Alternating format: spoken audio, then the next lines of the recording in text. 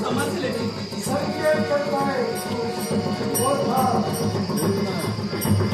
कारण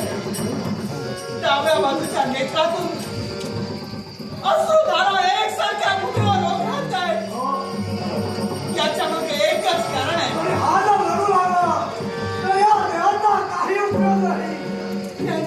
त्यांची उजवी बाजू आहे ना, ही देवाने कुणाच्या तरी सत्कारणी लागते आणि डावी बाजू असेल ती कुणाच्याही सत्कारणी लागत नाही. म्हणून नेत्रामध्ये अश्रुधारा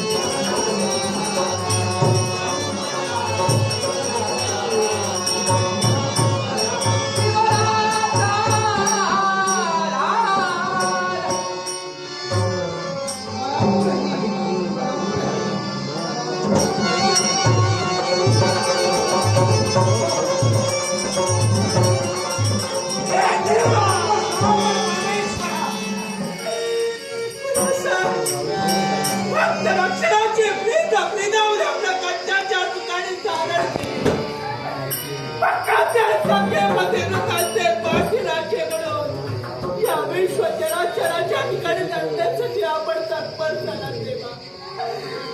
मृत्यूच्या समयी या स्थितीत मला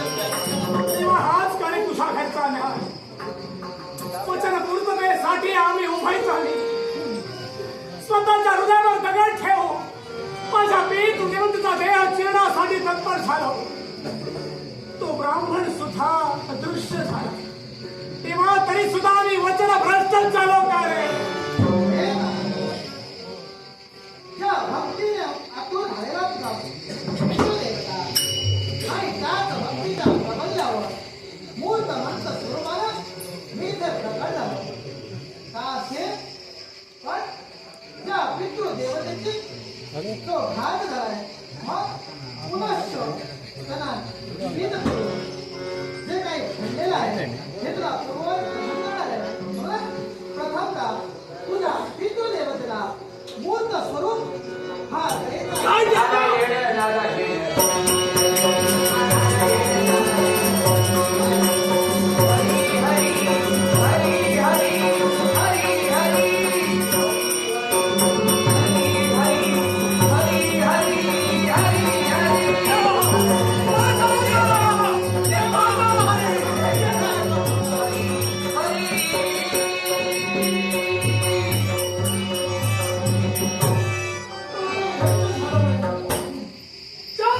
हरीचा दर्शनासाठी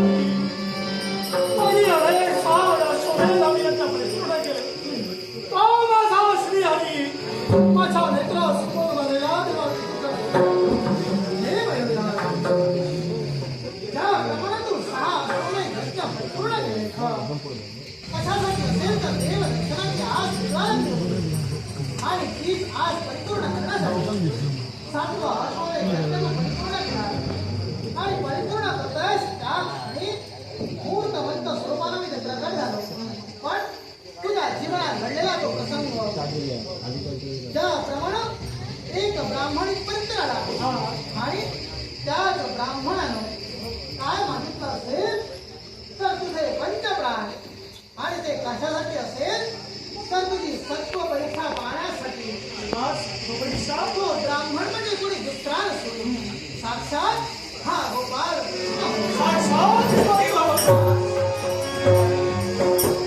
याला एक कारण आहे कारण भक्तांची कसोटी घेणं आणि भक्त कसोटीत किती उत्तरणे झालाय हे पाहण्यासाठी हे सारं नाट्य मी घडवलंय म्हणजे देवा हा मला दर्शन देऊ म्हणून माझी कसोटी घेतली तुझं नात्रच तो आदरणीय हे सारं मी कशासाठी केलं असेल पण या विश्वाच्या ठिकाणी प्रत्येक जण भक्ती मार्गाचा आचरण करत आहे मग तीच भक्ती जी भक्ती करते यामध्ये कोणता स्वार्थ आहे का जर का निस्वार्थ म्हणाला जर का भक्ती काही असेल तर हा दिला देव पावणार आहे आणि म्हणून तुझी मी कसोटी घेतली कारण तू 6 अश्वमेध यज्ञ परिपूर्ण केले पण त्या अश्वमेध यज्ञात तू स्वार्थ होता की निस्वार्थ मनानं तो अश्वमेध यज्ञ करत होता त्याची पाहण्याकरता तू 7व्या अश्वमेध यज्ञ आरंभ केला आणि म्हणून तुझी भक्ती होती ही निस्वार्थ मनानं केलेली भक्ती होती आणि तीच भक्ती या गोपाळ भक्ताच्या चरणापर्यंत होत आहे आणि तुला लागलेली देवभक्तीची आज ती आजच्या दिनी त्या गोपाळ भक्ताला परिपूर्ण केली पण देवा आमच्या अश्वाचा चिंता करू हे बालकराज तुम्ही सुद्धा अश्वमेध यज्ञ आरंभ केला आणि बंधन केलं निश्चितच चिंता करू नको देवा हे मयूरनाथ